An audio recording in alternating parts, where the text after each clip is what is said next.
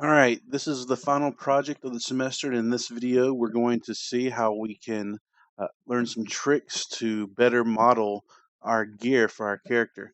So what you're seeing right now is the character that I'm going to demo for this video, for this project. The previous chapter I was working with another character called Axe. Well, this is Ogre Magi, and I've already done work on him, so I figured it'd be a good way to kind of just go through and show the final result and get you guys started off really nicely. So why don't we review the pre-production of what we had from last semester or from last chapter. So I'm going to bring in my project folder here, and you can see all the different folders I have here. If I look on my reference, then I have my collage here. There we go. So these are all the pieces of gear that I'm kind of going for. I'm kind of going for a little troublemaker type of a theme. I even was able to do a little paint over. I was able to take a screenshot of my Ogre Magi without any gear on to kind of give me an idea of how I should approach it. So I just took a screenshot, went into Photoshop, and did some paint overs to kind of get some ideas fleshed out.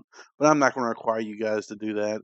And it's a relatively easy process if you follow the rendering tutorial that will be included at the end of this video.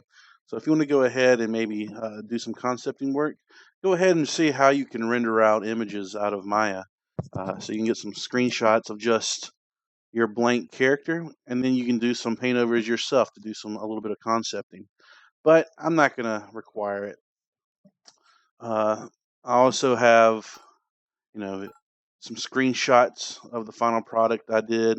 There's a work in progress. There's another work in progress I was doing. Those will be necessary whenever you turn in your project. So just getting some nice screenshots of your character will help, like so. And that'll be covered later in the video. And I got my source files folder, my original Ogre Magi Maya file, the OBJs I exported out, and his original color maps I was able to bring in and create some textures off of and apply them to my scene inside of Maya. So here's my Ogre Magi. I have a layer just for his body, and I got it locked out so we can't touch it. This is him with no gear on. Here's his original gear that Steam. I almost said Blizzard. It's because he's inspired by a World of Warcraft character. So here's his original gear that came with him. All right, we can see he has a weapon, some headpieces, like a little cape, his belt, and some arm pieces over here and here. Why don't I just go ahead and show you guys what I came up with myself as the final product. I have a lollipop weapon. I made a little dunce hat and a little beanie, propeller beanie hat. He's got an oversized toy wristwatch and a nice little bag of marbles, and of course a whoopee cushion and some fireworks string to his belt. And of course he's got the the shirt that doesn't quite come over his belly. And how can you go wrong with suspenders? So in this video, I'm not going to show you how I model every single object. At this point, you guys should have enough modeling chops to make some basic props like you see here. That's just a cone extruded up. This is just half of a sphere with a few extrusions. So nothing too terrible to learn how to model and everything. And this is just a mesh with a concave little portion where I can fit just a bunch of spheres for his marbles. And that whoopee cushion was really easy to make as well. All right, so that's basically what I've made for this character. And why don't I go through and let's take a closer examination for our character here, and we can kind of get in and see the topology of some of this gear that I've made. And I've made them all subdivision, all high poly. But if we just go into low poly mode, just select everything, go to low poly mode, you can see it's not that scary of geometry. So why don't we look at his head pieces real quickly? And I'm going to hide his body. This was literally just a cone that I extruded upwards. And you'll notice that for a lot of these pieces, I deleted all the inside faces. If they're not being seen, then I didn't use them. And I do have kind of like a little buffer inside piece where it kind of extrudes upwards right here, just to make sure that the models fit flushly on the head, kind of just float them on top. And it's going to be a little bit of intersection. You just can't help that. My beanie hat was literally just a sphere I cut in half. And I didn't spend too much time trying to make this continuous object. The propeller itself is floating pieces of geometry just crammed in there. And I gave him a little bit of a jester's crown where I just extruded each face individually. Um, so if we go to edit mesh and extrude, I had turned off, let me just make a quick extrusion real quick. I turned off keep the faces together off, and I was able to extrude multiple faces separately, like so. And that's all I did for his little crown there. All right. So his weapon, originally I thought I was going to do maybe a rubber chicken, but I also gave myself some reference images to, let me pull that up, to maybe even do like a big lollipop weapon. You can see these people with oversized lollipops with the swirl and everything. And I was going to go in and make the swirl through normal maps, so I just gave myself just a nice flat area. But I did go in and model in a few bytes here. So I was just using the split tool. Oh, that's the sculpt tool. I was just using the multi-cut tool to come in and, you know, draw some cuts like that. And of course, so when I was modeling it, let me finish this. When I was modeling this, I had an edge loop down the center, like so, where I can only had to model the front half, and then I mirrored it over to the back half. So that allowed me to come in here and really just kind of delete these faces for the crunch. And then it was just a simple matter of just extruding faces inwards like that. Of course, that's a bad example, really doing fast modeling there, but you could see the multi-cut tool allowed me to really get in here and carve out some detail. And the handle was just a floating piece of geometry stuck into the bottom there. The belt is very interesting. It's one of the most complex pieces of geometry. Really, it's just a bunch of floating pieces of geometry. I can even go in and do a mesh separate, so you can see all the individual pieces. This is literally just a ring of faces around with some nice support edge loops. And there is my little pouch. So let me see if I can do a center pivot on this and just bring it out for the time being. So it kind of started out as just a cube, and then I did some extrusions and just extruded out a nice little concave area for the marbles. And to be honest, I probably didn't really have to extrude that much inwards. Um, I could have just made it really kind of flat, like right here, because the marbles were going to hide that back piece anyway. So I went a little bit over above and beyond with the modeling there.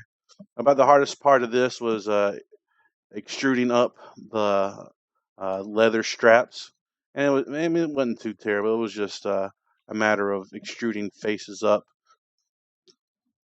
and then positioning the strap so it went in and out of this little buckle, and I left this one undone right there. Marbles, of course, just a bunch of spheres, all kind of nicely placed. Um, yeah, there's places where they're intersecting. That's just the name of the game. Don't spend, if you're going to do something like this, don't spend too much time trying to make sure that no faces are intersecting, but they're all completely sitting on top of each other perfectly. That could be a pain in the butt. And the whoopee cushion is literally just a cube that I extruded and tweaked and messed around with the edge scale and all that stuff. The buckle, just another cube, almost like a window frame. Now the fireworks, that was a little bit more complex to make, and I will go over how I made this later on in the video, because there's some really cool techniques we could use to create this belt right here to make it a little bit easier to conform it around the body of our ogre or your character. His back was actually just a shirt that I made. Originally, he had a little cape, as you can see right there. But I decided I wanted to make a little dumb belly shirt that he couldn't quite put on all the way. And I even went in and cut out some holes and made it a little tattered. And I will show an example of how I was able to use the pre-existing model of my ogre here to just draw the shirt on top of his body as a separate piece of geometry. And I'll show you guys how we do that later in the video as well. And the arms are just suspenders and a watch.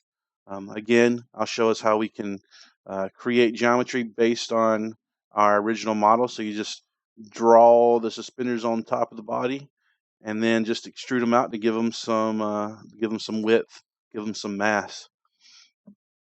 All right, so that's really all I did for this character. It wasn't a quick project, but it definitely wasn't that hard to do. So the rest of the video, I'm going to show you guys some tricks and some new tools to maybe help speed up your workflow on your project here. So to do that, I'm just going to go ahead and hide all of my gear here. And what we're going to discuss right now is a new tool called the Quad Draw tool. I might have gone over this earlier when we were talking about face tools or edge tools. I can't remember which one, but I never really showed its full potential. We just weren't there yet. We had too many other things to learn. But this new workflow allow us to actually draw our shirt onto our ogre without having to just start from a cube and then push and pull verts. It can be very frustrating. The quad draw tool will help us get our proportions of our shirt correctly, as well as get our edge flow just the way we want it without having to worry about what kind of extrusions or edge insertions do you have to do to make sure that everything's a quad. We'll be able to draw out our own quad surfaces really easily using this method. So why don't we just get right into it? So the first thing we have to do is we have to say, okay, Maya, this ogre is what I want my reference model to be. This is the model that I want to draw on top of. So every time I draw a vertex or an edge or a face, it's going to adhere and magnetize to the surface of this model. So I'm going to unlock him off of my layers over here. And I'm going to, with him selected, make sure you see these little magnifying magnets up here. Notice how it says no live surface. Well, what we're going to do is we're going to select this first little magnet or last little magnet. And notice how it doesn't have any icons around. We just want the basic magnet. And you can see it converts the selected surface to a live surface. So what is a live surface? Well, I select it. Now we see that body origin mesh is live. So what does that mean? Well, it means I can't select it anymore. And I basically set it to be like, well, anything that I draw with the quad draw tool is going to magnetize to the surface of this body here. And I'm going to go in and still lock that out. So that's how we designate what reference model we want to draw on top of. So next I have to introduce the quad draw tool itself. So the easiest way to get to it is to go up here to the top right here and go to our modeling toolkit icon that you see right here. So I'll select it. And here we have our modeling toolkit. I'm going to come all the way down here and I'm going to select the quad draw tool. All right, so basically what the quad draw tool does is it allows you just to put down points and we can make polygons based on just drawing points.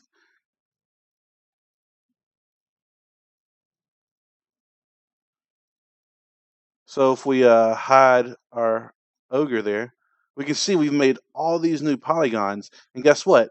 Every time I drew a point, it magnetized to the surface of my ogre here. So if I go to wireframe mode in my layer, I can actually see how it magnetized. And that doesn't mean it's not going to intersect in some places. There's just not enough geometry to do a one-to-one match. There are going to be places where they intersect, But for our purposes, that's not going to matter too much. We're just getting the same basic proportions, the same basic shape. We're not doing a one-to-one match for how the topology lays down over our shirt lays down over our ogre. We're just trying to get the basic proportions, and that'll be just fine for our purposes.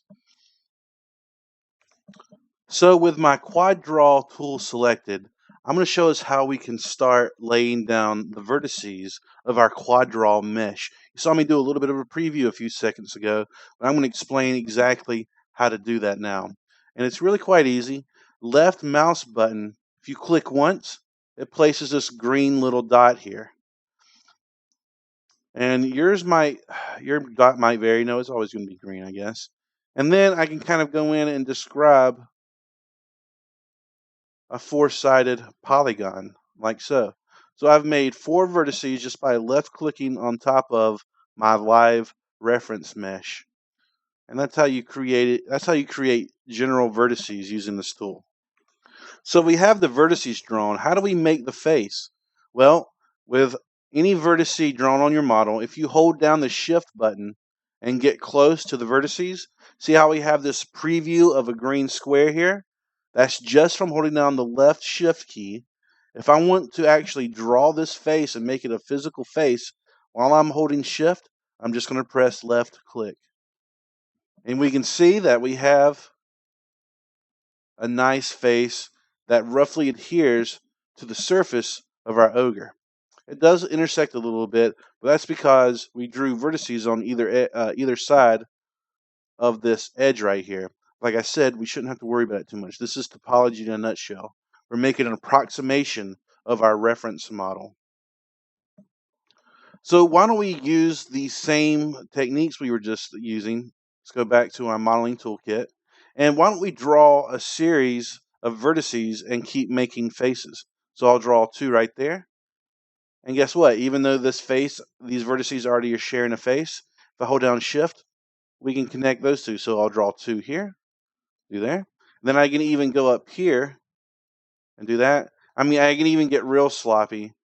And it does its best to guess what kind of quad you're trying to draw here. So notice how it's got a little rhombus there, and then another little whatever. It's just trying to find the best way to connect these vertices together. So really honing in on what vertices you're trying to draw is going to be very important here. So I'll undo those 2 points, but I'll make this one little vertice right there. And there we have a nice little mesh of faces just from placing down points with left mouse click, then holding down shift to get a preview of how I want to draw this face. Put one down at the corner, and we've used 1, 2, 3 vertices and that 4th one that I just drew to make that face right there. So with a little bit of geometry created, what if I wanted to come in and add more topology, more faces? Well, inserting an edge loop would come in really handy right here. So to do that, I'm just going to hold down the control key. And look, you can even see a little preview of a green line saying this is where you're going to put it. And if I hover over a vertical edge, it'll show me the horizontal edge loop. It'll draw through it. If I hover over a horizontal edge, it'll do a vertical preview of an edge loop. So I can add a little bit of geometry there, and a little bit of there. And notice how as I add geometry, these new verts are automatically snapping to my ogre. So it might be tempting to come in and really just add a lot more topology here to get an exact match of what we're trying to do. But you got to be careful though. We're trying to make more of a low poly model at this point. So adding too much topology, though it may adhere to the original reference of your model a little bit more, we won't worry about it too much. We'll let our subdivisions later on when we finalize our quad draw meshes to take care of that for us. Plus, there's a few other little things we could do as well. So that's how you do draw edge loops. Control and left click will insert one. Well, what if you wanted to bisect these faces completely in half? Well, let's hold down Control and let's hold down the middle mouse button. See how my edge loops are sticking snapping directly to the center of my mesh here. So this is control and middle mouse button. No matter where I put it, it's going to create it right in the middle. So see how my preview is over here? If I press middle mouse button, it's going to snap to the middle no matter what. So that's how we can subdivide and bisect our faces so we can get, a nice subdivided face. So that face was now used to be one face. Now it's 4 evenly divided faces just by snapping our edge loops to the middle of it. So there might come a time where you make a mistake. Let's say you you drew some random points over here. Well, if you want to delete anything in that you've drawn so far using the quad draw tool, then you just hold down Control Shift and see how whenever I'm hovering over just the reference model, see how it has like this negative sign. That means I'm not going to do any operation. There's no equivalence for what I'm holding down. There's no tool to be used. But as soon as I'll hover over this point while holding down Shift and Control, see how that turns into an X? If I just left click, I can get rid of it. Control Shift left click, Control Shift left click. I can even Control Shift left click edges. I can even Control Shift left click faces. So any kind of polygonal component you want to delete, you can. Also want to make a note that you can delete multiple things together. So I'm kind of hovering over anything in the scene here, and I'm going to click left click. So I'm holding down Shift, Control, and left click. And then nothing happens. Well, sometimes with these tools and our quad draw tool, these different operations, sometimes you have to be hovering over your quad draw mesh, and not hovering over your reference ogre body or whatever your reference is over there. So delete, sometimes we kind of have to hover over. And if I can click and drag, I can select multiple different components and just delete them all. But of course, the last thing I selected, Maya is saying you got to have at least one face when you're deleting something. It doesn't like you deleting the whole quad draw. So I brought back that geometry I had created earlier. And why don't we see how we can tweak some of the components? So we've learned how we can make new components, new faces. We've learned how we can delete components such as vertices, faces, and edges. Why don't we see how we can just move them around? Okay? And it's really quite easy. Hover over the component that you want to move. See how my green wireframe is turning to red as I hover over it. So there's a red face, there's a red edge, and there's a red vertice right there. Just left click and drag around. Middle mouse button works as well. The important thing to remember though is don't press anything. Just kind of hover your mouse over what you want to tweak, and you're able to move things around. But what happens if you want to move multiple components together? Well, what we're going to do now is we're going to hold down Control and Shift. And normally this would delete things if we left mouse clicked. But what if we middle mouse button click? See how it has an X? Well, as soon as I middle mouse button and click, I can move this whole edge loop. So you see how we have multiple edges being selected here? So this tool allows you to move edge flow like so, vertically and horizontally. So that's Control Shift middle mouse button. Be careful not to Control Shift left click because that'll delete. All right. We just want to be able to select our edges and middle mouse button, Control and left Shift drag. All right, so we've gone over how we can create continuous faces by left clicking, and shift clicking. So that's like 3 different things at once. What if there was a way where we could just make a new face with only one operation? Well, we can. If we hold down the Tab key, see how it says extend when you hover over your quad draw mesh? So this is kind of like an extrusion or an extend. So I'm holding down the Tab key, I'm left clicking, and boom, I'm able just to draw out faces really quickly. Well, what if I wanted to extrude more than just one edge at a time? We're going to hold down Tab, and this time we're going to hold the middle mouse button, and look at that. Oh, it's giving us a whole edge loop to extrude. Ah, so good. I want to do that. Wasn't the cleanest thing. So we can extrude multiple faces at a time now, or extend. The quad draw tool doesn't like to call it extrude, even though that's technically what you're doing. It likes to call it extend. All right. So you might have noticed if you're working around with me, or you can see that sometimes when I hold down the tab key, it goes from extend when I hover over my quad draw mesh, but when I'm not, it gives me this little looking guy. Well, that's the draw quad tool. So if you didn't want to start out by drawing four verts and then left clicking to draw your first quad, you can actually, let me delete these points here. You can actually just hold down tab, and if you hover over your reference model, that's your live reference model, you kind of see how it almost, this quad trails behind you. So if you kind of want to place it in line with what we're going down here, so I'm holding down tab and left click, and it draws that quad for me. So if I hold down tab and middle mouse button click and drag, I can control the size of this draw quad. So I can come down here and holding down tab, left click, holding down tab, middle mouse button to click and drag to resize. After I've resized it, then I can click. And then you can come in and hold down shift and connect your topology. But that's a little bit messy. So let's control shift, delete those guys right there. So you may get to the point where you're rocking right along. You've drawn out a lot of your quad draw mesh, but you'll notice that you just weren't.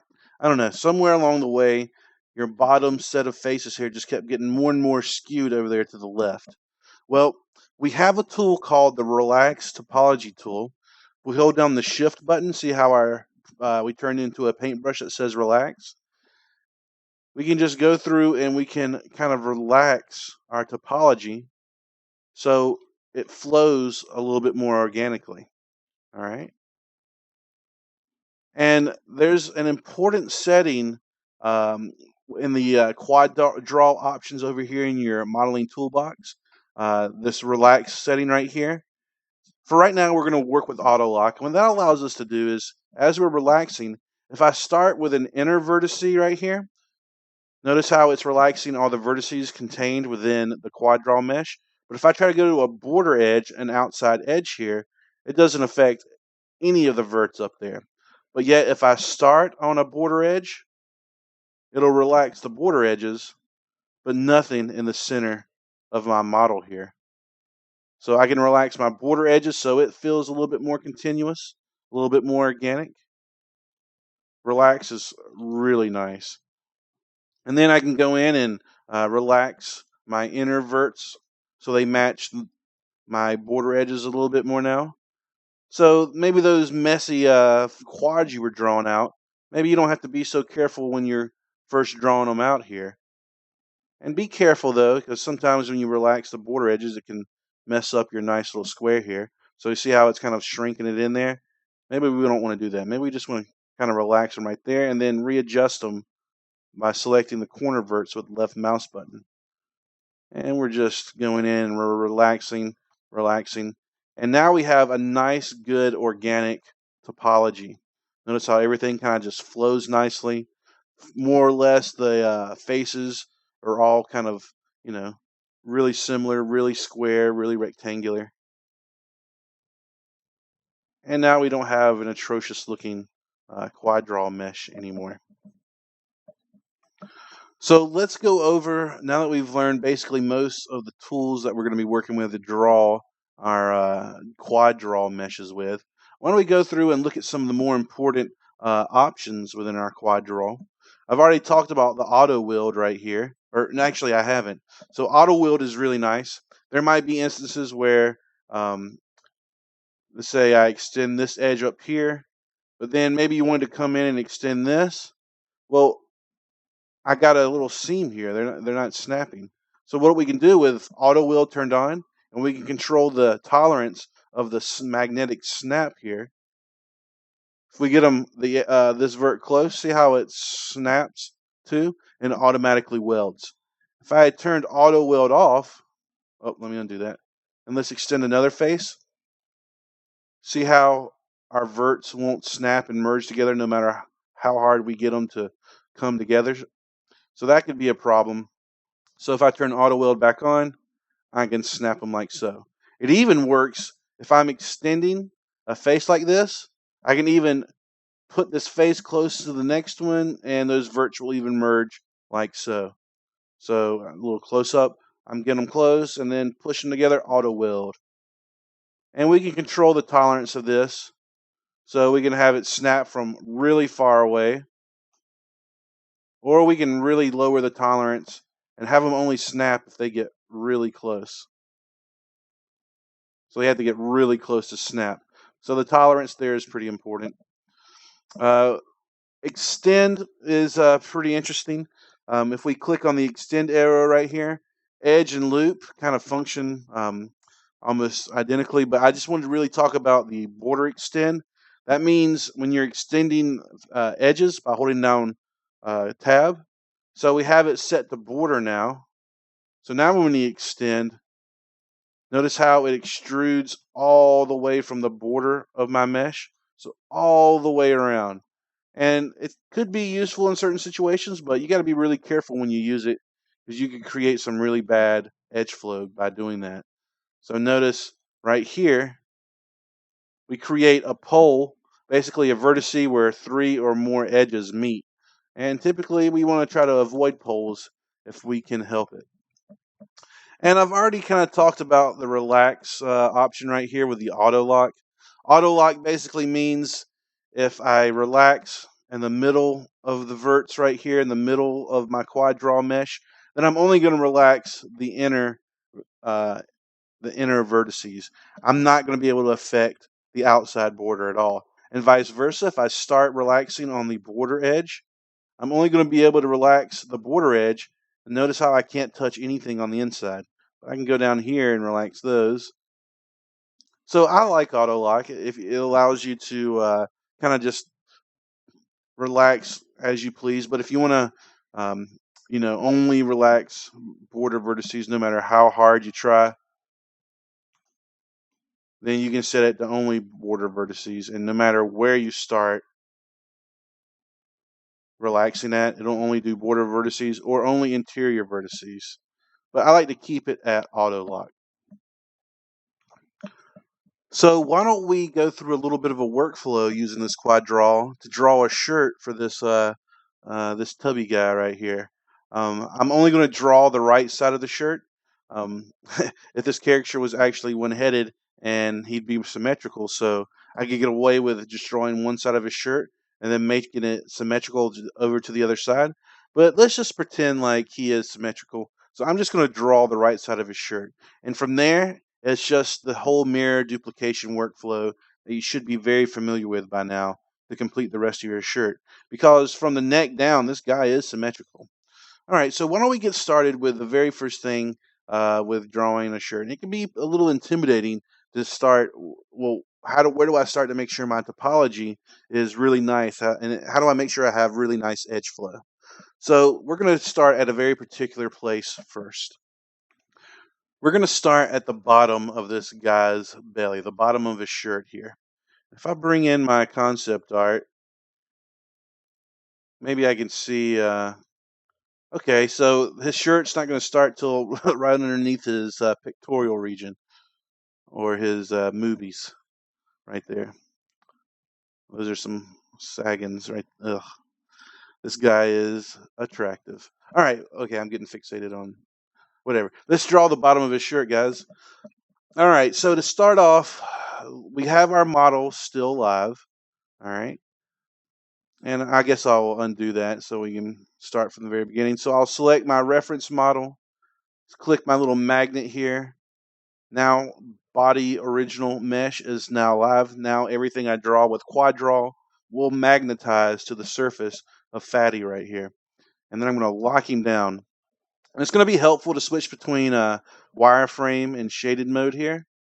And we'll make use of that in a little bit. Then I'm going to go to my quad draw menu or my mesh tool menu right here, and we're going to select quad draw, and we're going to start at the very base of this guy's shirt. I'm going to start right in the center right here. I'm going to start my first little line, my first vert, rather, right there. Right under, maybe a little bit lower. But I'm going to make sure I start at the center point, the mirror duplication 0, Y0 axis center point right there. All right.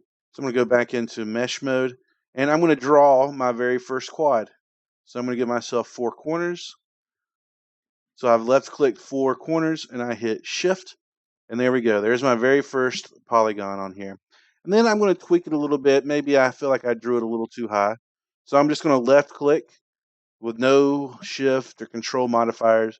I'm just going to left click and drag that quad exactly how I want it. And then I'm just going to hold down tab, and I'm going to extend. Oh, what the heck happened? We still have extend set to border. I'm going to set it to edge. That'll allow me just to extend edges.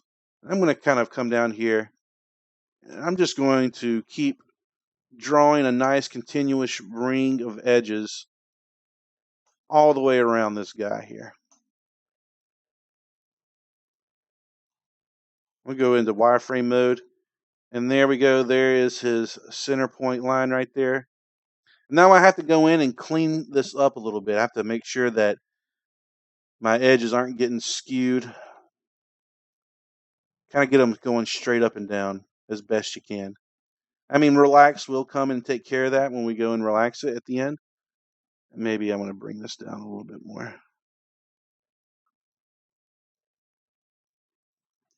So it's a really organic little flow of workflow. So there's my very first bottom of my shirt.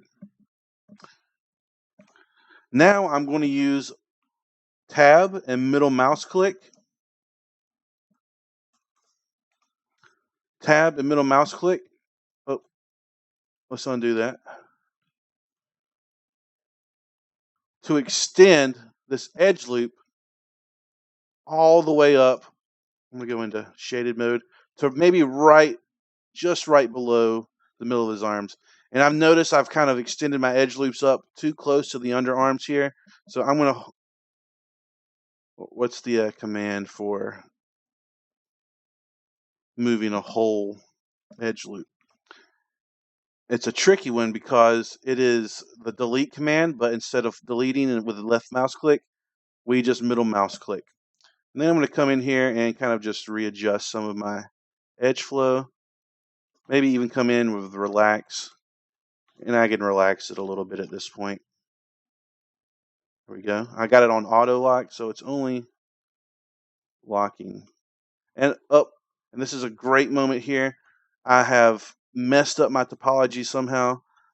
I think I should have had my extend set to loop because my edge extensions weren't working quite right. So I'm going to come in here, control shift and left click these faces that got messed up. And I'm going to rebuild the rest of this edge loop by holding down tab and extend. And I have auto weld turned on. So I can just extend and they'll automatically weld right here. Extend and automatically weld right there. Extend, weld, extend, weld. There we go. Now I'm going to come in and relax things a little bit. Relax my border edges, making sure that these border edges kind of remain on the 0 axis. Then I'm going to come in and relax my inner vertices here. All right, great. That's a great start to the bottom of the shirt. And if you're having trouble, like wireframe mode is great, but it makes everything wireframe. What if I just wanted to see the wireframe of my reference model, but the solid shaded part of what I'm currently quad drawing? Well, we can just go into my layers and turn on wireframe mode on my body layer. That way we can see solid faces on my quad draw, but a nice little transparent wireframe of my reference live model. So we're hitting our first big challenge in our quad draw process right here. We're going to have to figure out some way to create nice topology, nice edge flow between this nice little ring of shirt we got going at the bottom here with the rings around the holes of our shirt. It can be a little bit tricky if you don't know exactly how to tackle it. So what we'll do is we already have our nice edge flow set up down here. I'm going to give myself a little bit more space underneath that armpit right there. Now I'm going to switch gears and I'm going to start drawing a nice ring of edges and faces around all the holes, my head hole and my arm hole. So I'm going to do that by, you know what? I'm just going to start with hold down tab and I'm just going to adjust its size with holding down tab and middle mouse button. And then I'm just going to drag it along until it lines up roughly in the same spot. Yeah, maybe I need to comb it. There we go.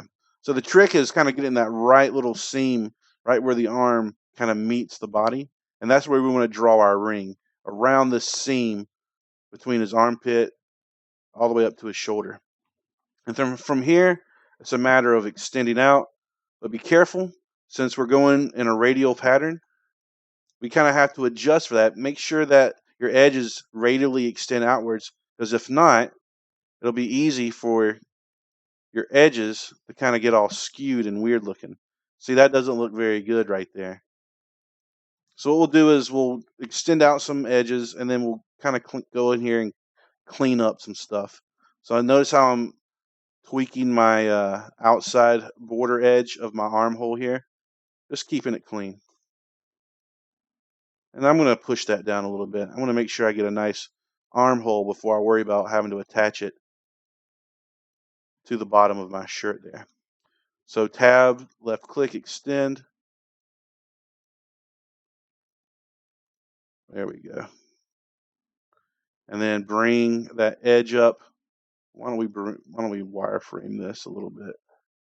You can even kind of maybe see on the topology of your reference model where your actual arm connects. On this model, it's a little bit more difficult. I think it's mainly around here. They have some very distinct edge flow going on. So we'll do this, and then with auto wheel turned on, I'll just move and snap these vertices together. All right, why don't we bring back shaded guy here and just do the best we can. I know some of it's a little obscure, but we'll go into wireframe with 4 on the keyboard. And I'm mainly just looking for a nice radial ring around my arm here. And that looks pretty good. Make sure that I'm not missing geometry. Like there's more faces over here than over here. We want to kind of keep symmetrical amount of faces all the way around. And guess what? From now on, from here, I have just a random stray point randomly over here on my character here. So I'm going to go into my quad draw menu here, and at the very bottom, you can go to clear dots, and it'll just delete any stray vertices that you've drawn so far. So that'll be helpful. So now I'm just going to snap and weld these vertices to the closing matching pair. All right, so it's getting a little weird right there. So we'll just kind of have to come in and, this is a great example of a pole right here. Notice how it was really weird. I had to kind of stretch this up and then stretch this down. But in the end, it's just what we got to do. And then we're kind of left with maybe not enough geometry down there. I'm going to undo that. We'll come back to that, and if we need to fix it, we will. So basically, we've drawn a nice armhole, and we've connected it to the bottom of my shirt. Why don't we do the same for my neck here? So I'll start. I'm just giving him a nice little collar.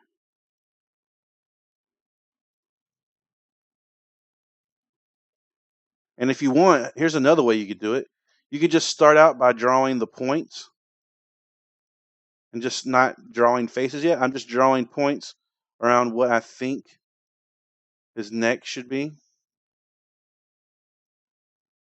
And then we can go through and draw the polygons.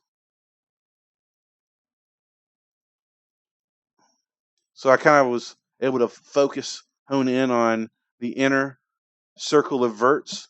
Then I just come in and create that last corner vert right there. And then shift click and left click. Oh, that's not what I wanted there. There we go. So things are getting a little weird here. So what we're going to have to do now is we're going to have to make some more poles where our topology is just going to have to kind of crash into one another. So we'll make a face there, a face there. And our geometry's gotten a little bit off right now. This doesn't seem to be a good fit. So I'm going to undo that. Now it's our job to figure out how to get our geometry working here. And sometimes it just takes, maybe separating them a little bit. And I need to get this face connected to that face. Okay. So I'm going to shrink my armhole for the time being. And we're going to see what we can do here.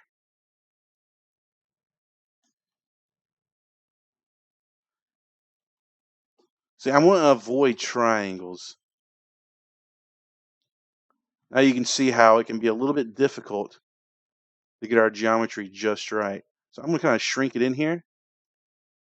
I got to close that neck hole. So it took a little bit of making my neck hole a little bit smaller than I originally planned. That way I could use my shift to snap them together. And look, we're already starting to see a nice way to connect them, like so. All right, and then from here, it's just a matter of finishing it on out. So I'm going to extend. Oh, I'm going to extend.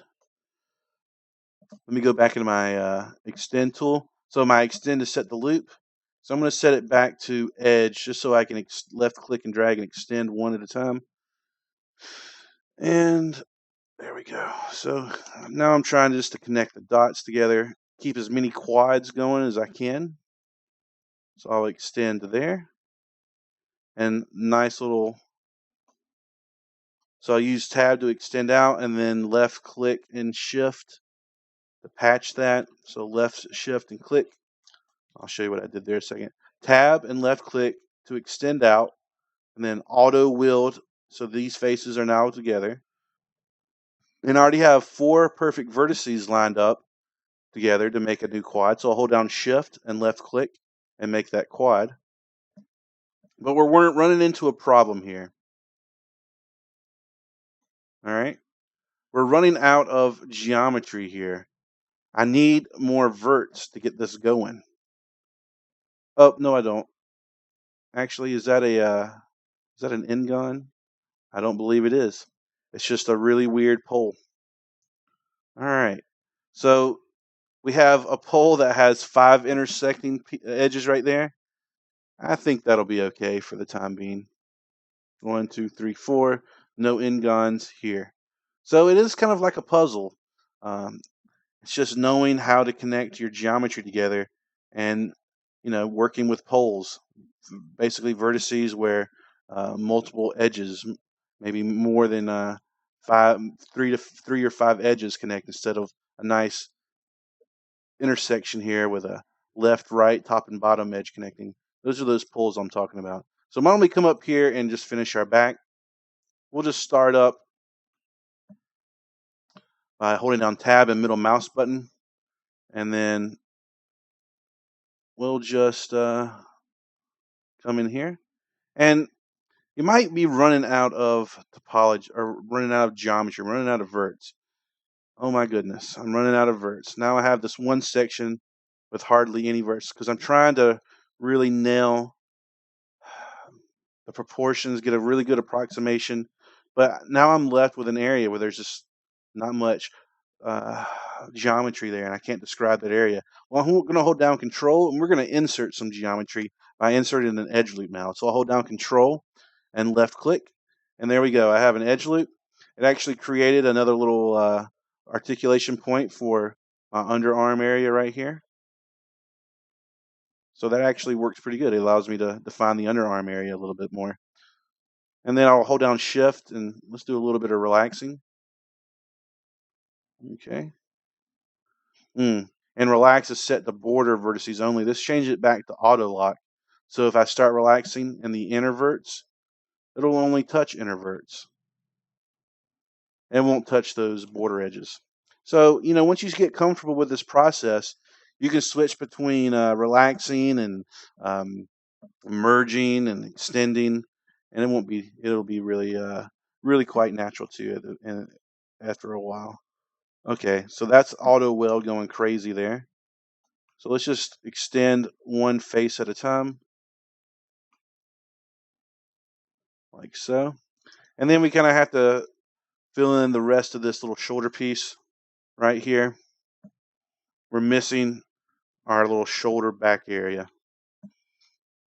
All right, so what I'm going to do is I'm going to go into my body layer, and let's go wireframe so I can see the actual, oh, looks like we need to go in and hold down shift and left click to plug that hole.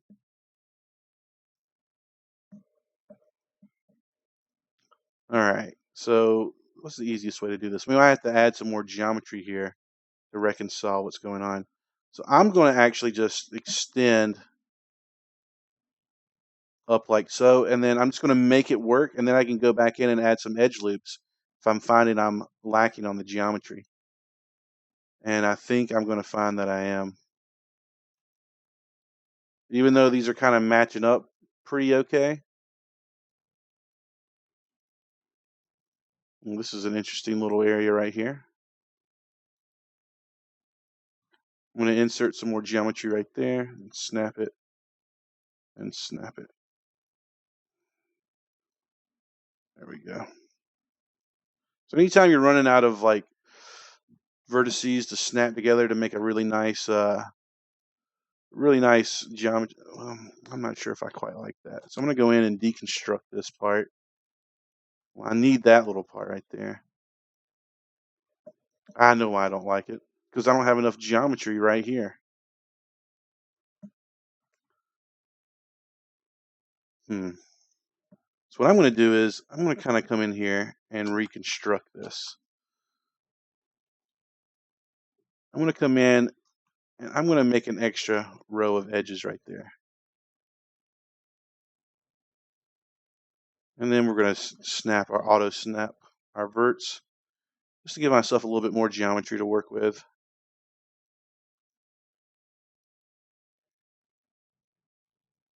Kind of get it going up there.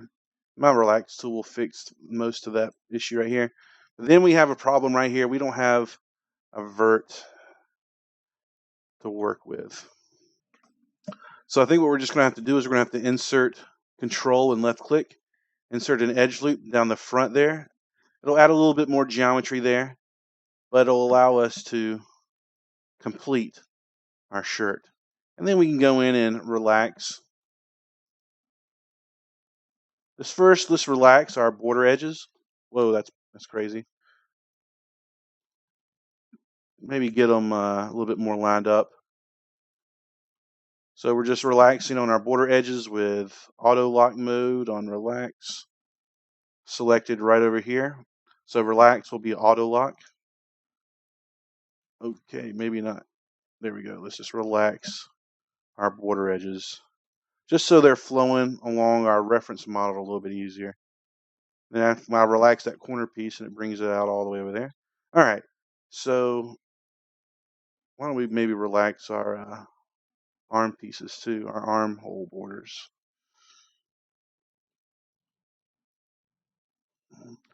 And then I like the way my neck looks. I don't want to relax that. Then we'll just go in and relax our inner verts now. So they just really nicely lay out. So there's not so much maybe weird crinkled topology going on. So I'm going down shift and left click. And there we go. My geometry is really leveling out quite nicely now.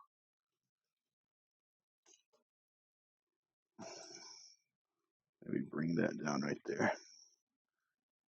I'm going to switch it between border and inner verts is the way to go.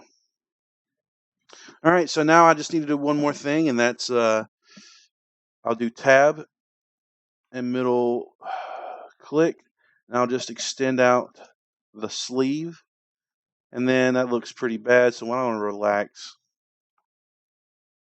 the border edges around the sleeve. And then I'll insert 2 edge loops and then relax that. Notice how my sleeve now properly encompasses the arm. All right, so why don't we hide our body? And that looks pretty good. Just going to relax a few more things. And even though our body's hidden, we're still snapping to its surface. And I've created a nice little shirt. We've had a little bit of few weird areas where we had some poles, like right here, 3 edges instead of 4, or maybe up there might have been 5 edges, or at some point, like right here we have 5 edges connected instead of 4. So, but we managed them, and you just can't avoid poles. It's just the way it goes. But it looks pretty good. All right, so why don't we finalize this? So to finalize our quad draw mesh, why don't we select our selection tool? And there we have a brand new mesh object. We go to our outliner. I bet it'll be called something like just regular old poly surface. And then why don't we deselect our magnetize button up here, so our ogre is no longer a live surface. We definitely want to have him hidden. But right now we just have this flat piece of shirt just kind of sitting on top of him there. All right, well, first I'm going to make sure that we're going to set ourselves up for a nice mirror duplication here. So I'm going to select all the border vertices right in the middle of my grid and just snap them right to the center there. Double click your move tool over here to the left and go to move snap settings, and make sure retain component spacing is turned off. This will make sure that if you have like a stray vert, they're all jagged, right, like so. If you have them all selected, retain component spacing will make sure they all snap together like so. All right, so we got our axis vertices perfectly lined up. So before we duplicate, though, why don't we give ourselves some mass? All right, so we're gonna select our newly made shirt. We'll go to Edit Mesh, and we'll go to Extrude, and then we'll just pull out like so. So we've given our shirt some mass now, maybe a little bit too much. Let me bring back my body so we can see. Well, that's looking pretty good.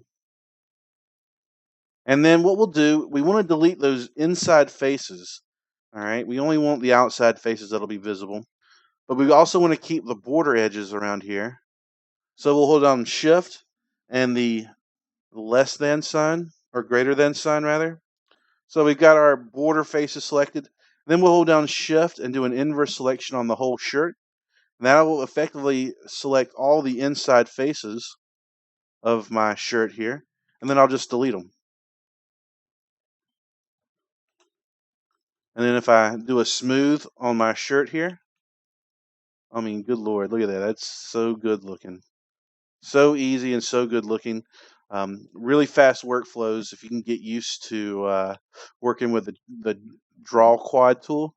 So you may have to go back through and just keep practicing, experimenting with what all the different commands do, like all the controls and shift modifiers. What are they actually doing? And even though you may have a good shirt drawn like this, there will be some places where we can see our model kind of clipping through some areas, and that's just to be expected. And we just sometimes you will have to tweak a few verts here and there to make sure that that's not happening. And sometimes when you select your mesh, you'll see the underlying geometry. Well, as long as it's unselected and it's not showing, that's fine. So we just have to sometimes select a few verts here and maybe pull them out a little bit. Just select the verts around there, the trouble areas, and just pull them out so they're encompassing our model a little bit more.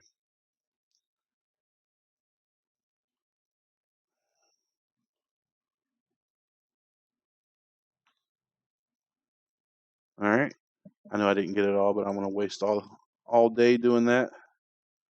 So there might be even some areas where we just don't have enough geometry to really describe the shirt, or to keep the shirt from clipping into our character here. So you might even have to go in and do a insert edge loop and then just manually pull it out. Let me turn on my texture. This is where texture really helps. It really allows you to see exactly where your shirt's at. I don't even have to do a rotation.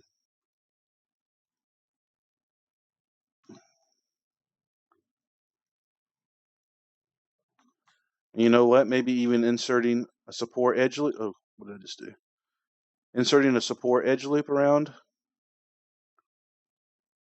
can help too.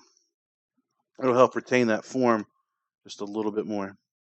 All right, so if I spend a little bit more time with it, I would tug these vertices up and make sure that my shirt is totally encompassing my character. So there is a little bit of a cleanup to do just to tug those vertices around to get it going exactly like we want. But for the most part, I mean, this is looking pretty good. I can even put support edge loops around the holes and bottom of my shirt here. And it's a little bit thick, but you know, it's a cartoon, whatever. So at some point you would have done a mirror duplication around, but you guys know how to do that by now. All right. So now that I've shown you how to use the draw quad and the uh, make the your character live surface, so you can use it as a reference, so your points magnetize to it. You can pretty much get started on creating any type of gear that conforms to the body of your character. So belts, wristwatches. I mean, let me delete this. We've already made it, and I'll bring in what I made. Even those suspenders will work. I used the draw quad to make the suspenders. It's kind of just using your the proportions of your original character, so you can really nail exactly what you're trying to create, like so. All right, so that does it for the draw quad tool. Hope you find that useful. So now we're going to switch gears a little bit, and we're going to talk about another little modeling technique called the lattice tool. All right, the lattice tool is going to help us create the nice conforming shape of these firecrackers around the waist of our character. Otherwise, we'd have to place each one of these firecrackers and adjust every single little firecracker individually to pull him in. But the lattice tool is going to allow us to kind of organically mold a nice flat object around a character. So that may not make sense. So why don't we start making this belt here? So I'm going to hide this gear. I'm going to keep my ogre up. So if I reference this, the first thing I'm going to have to do, and there's a reverse face. I'll be able to fix that because we're about to remake it. We're going to make the twine that holds all the firecrackers together. And I got a little trick for that. All right, what we're going to do is we're going to go to Create, Polygon Primitives, and we're going to start with a nice helix. And I'm going to zoom in on it. Pretty small, so why don't I scale it up a little bit? Oh, that's actually a little too big now. All right, so we'll be able to scale it in the end if it's not quite right. So I'm basically going to have to create two pieces of fuse twined together. So what I'm going to do, I've created my first helix. Now I'm going to duplicate special and make sure it's an instance and duplicate that special. And then I'll rotate it 180 degrees. And then I'll go to the attribute editor over here on the right side, attribute editor. And that's going to allow me to adjust both helixes, and I can get the perfect type of fuse. So first I'm going to increase their height, maybe add some coils, increase their height. And notice how since we have a, notice since it's a duplicate special, I'm able to really just kind of edit both together. What I need to do now is maybe reduce some of the geometry here because we're going to smooth it. We're going to go ahead and press 3 and smooth this. And then I'll reduce the number of coils. We don't want something that is going to be, there we go. We don't want something that's too poly heavy. And then I'll mess with the radius. And there we go. Some nice firecracker coil. I think I might need to make it a little bit taller though. Maybe add a few more coils. All right. So now it's up to me to I'm going to group these together with Control G, bring up my outliner. So that's my coil group here. So basically what I'm going to do now is I'm going to make my firecracker strand flat. I'm not going to worry about modeling it around the waist yet. All right, so I'm going to get this at 90 degrees. I'm going to hide my ogre for right now. Well, first, I'm going to make sure my proportions are good because this coil of, yeah, it might be a little long. So maybe I can still go into my helix attribute editor. Yeah, I can still adjust the height. I think it's a little too thick too.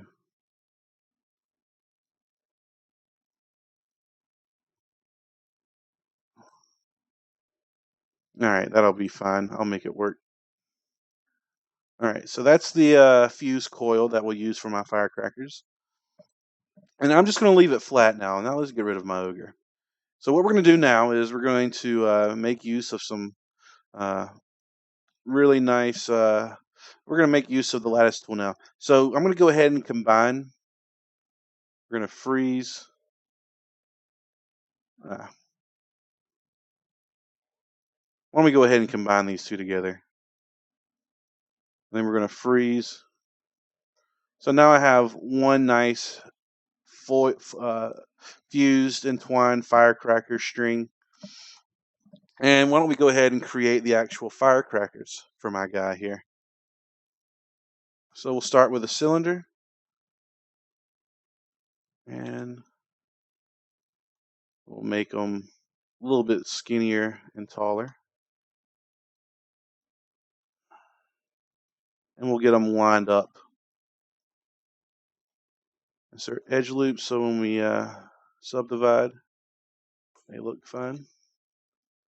All right, and then we're going to duplicate that. All right, we'll duplicate it. We'll kind of get them an extra duplication there. Kind of get them roughly along this. And you know what? Before I do that, I'm going to adjust their pivot point because I'm going to pivot my fireworks so they're not all straight together. But if I pivot it from the center, then the firework doesn't look like it's connected to the fuse anymore. So I'm going to hold down D for dog, V as in vector. I'm just going to bring in, oh, it looks like I got a snap on too. So I'm going to snap my pivot point at the bottom so now I can rotate it. And it looks like it's still connected to the fuse there. I'll duplicate this. Let me turn off that snap. And then I'm just going to rotate it 180 degrees, the X direction. So now I can kind of just, whoop, and that one looks like that. So I've set myself up for greatness. And why don't we experiment with duplicate special a little bit more? I'm going to create a whole, and I'm not going to do an instance anymore. I'm going to create a whole gaggle of these guys. I'm going to start out with doing 4 first. So I have to figure out how far I need to translate. So let's do 1.5 in the X. That looks perfect. So now I know the direction. We're just going to make a bunch. All right, so where did my fuse run out? So I don't need these. All right, so those are my firecrackers. Okay. Perfect. All right, so what we're going to do next is, I think in my original gear, I kind of had them go downwards like this. So why don't we mimic that downwards? So here we're going to use our first taste of our lattice tool. All right, if I can just select, I'm going to go ahead and group these together so I can easily hide them and whatnot. So I'm going to go in and group them together. So now I have a fuse. I'll just call this fuse, and then I'll call these the crackers. So with my fuse selected, now I'm actually going to use the lattice tool. All right, so I'm going to select my fuse, but we're not going to go into modeling. We're actually going to go into animation. This will be the first time going into this menu up here. And then I'm going to go to animate deform and choose lattice. So instantly you can see we have Why don't we go ahead and hide these crackers?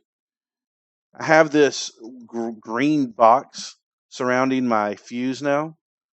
So with my lattice selected and my outliner, with my lattice selected, I'm going to go to my attribute editor and go to lattice shape over here. So we have our regular lattice mesh, and then we have lattice shape. And then I'm going to increase the number of subdivisions on my lattice here. So see how I have multiple ones over here? And look what we can do now. It's beautiful. It's a thing of beauty.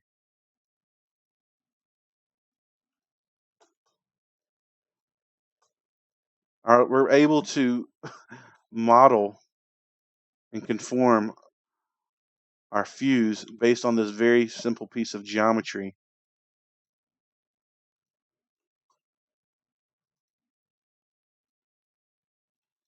See how it's stretching and deforming our fuse for us? Oh, it's such a good little tool. All right, so when we're done, our lattice is still kind of connected to our geometry. We got to figure out a way to disconnect our lattice. It's kind of like when we use NURBS and curves. So what we're going to do is we're going to go to Edit and delete all by type history. So we're left with the the curved piece of fuse, but no more lattice. So now we're going to bring our crackers back. Well, you know what? Why didn't I just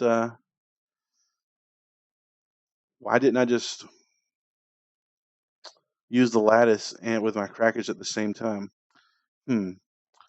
Let's undo that and see if we can just do that all together. Maybe we can get away with it. Maybe we can't. So undo, undo, undo. All right. So we'll select all of this. We'll go to animate deform, create a lattice, and I think mine might have just blown up. Okay, no, there we go. So there's my new lattice. Now it encompasses my firecrackers and my fuse.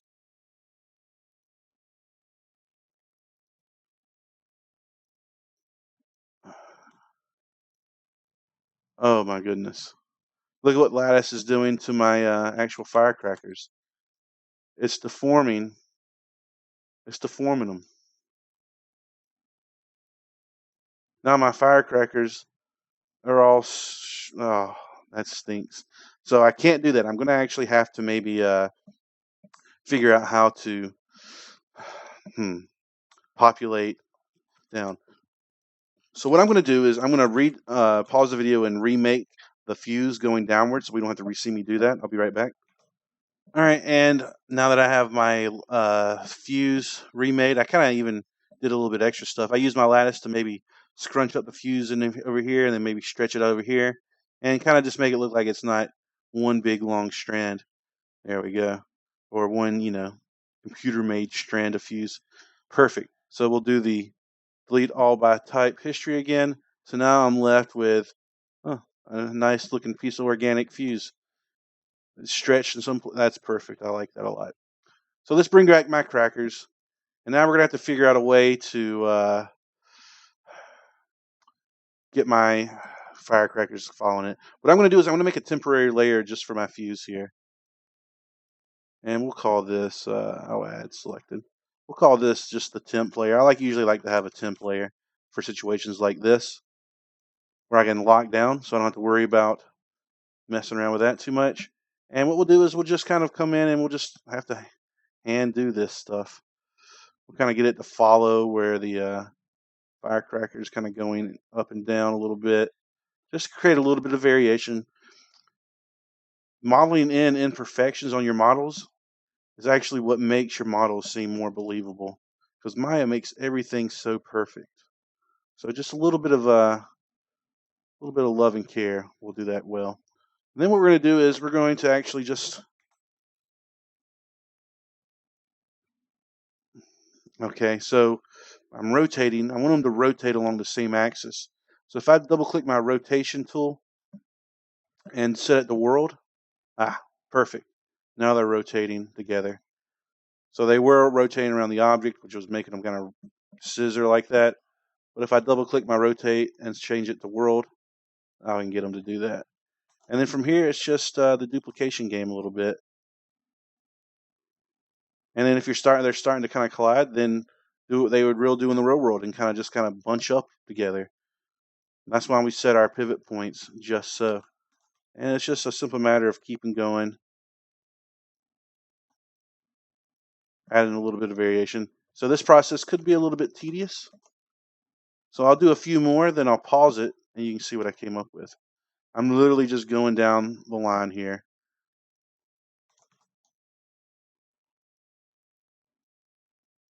And I'm repositioning them like so. So notice how, I'm kind of mimicking how they would get bunched up as they curve downwards. Maybe that one kind of just really falls off the... I'll do a few more for us so we can see my brilliance in action. All right, I'm going to pause it, and I'm going to go ahead and make this happen all the way down here. So I finished it coming on down. You can see how I kind of get some variation. Oh, it's fanning out, it's clumping up, but it's spread out up here. And then I'm just going to go in and select random ones over here and just kind of rotate them. Just select random ones again, rotate them a little bit. Just randoms again, and just rotate. A little bit of rotation.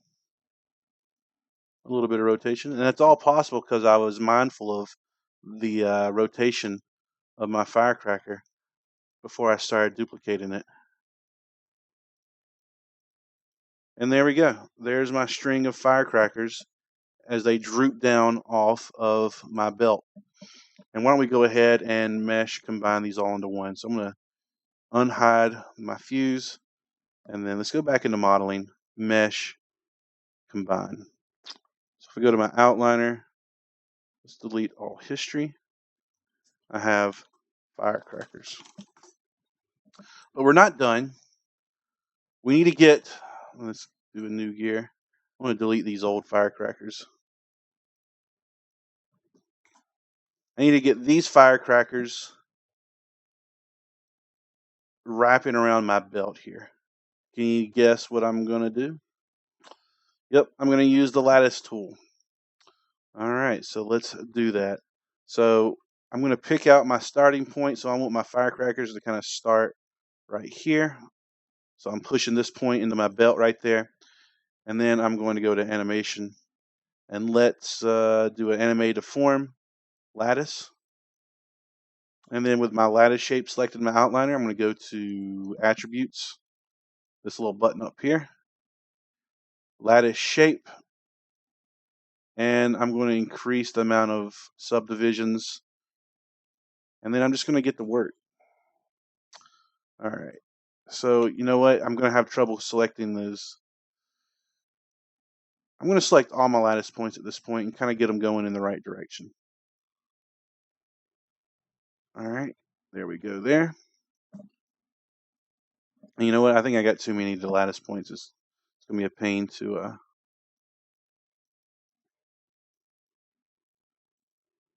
It's going to be a pain to adjust that many. Oh, looks like I'm already locked. Let me undo that. Maybe as soon as you start messing with it, it locks in how many lattice points you have. So yeah, I'm going to work with 6. That should be fine. Maybe I'll do 7.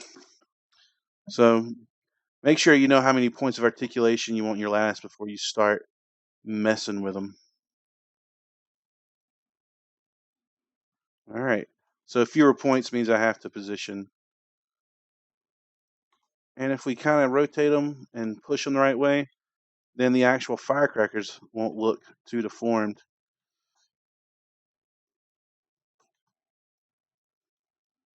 Like so. So you can barely notice the deformation of the fireworks because we're kind of just subtly rotating and positioning them.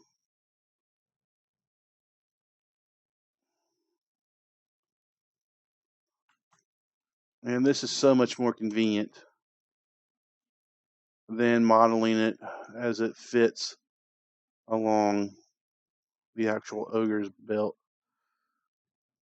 His arm's in the way. I'm just going to tweak this a little bit.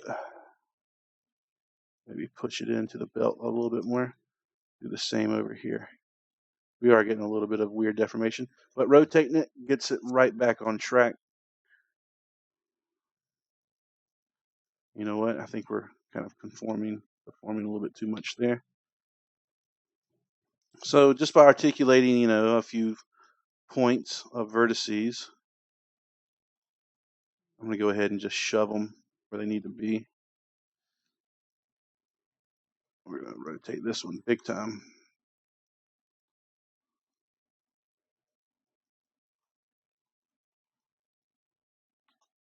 And then we're going to take this bottom one and move it out. All right. And there we go.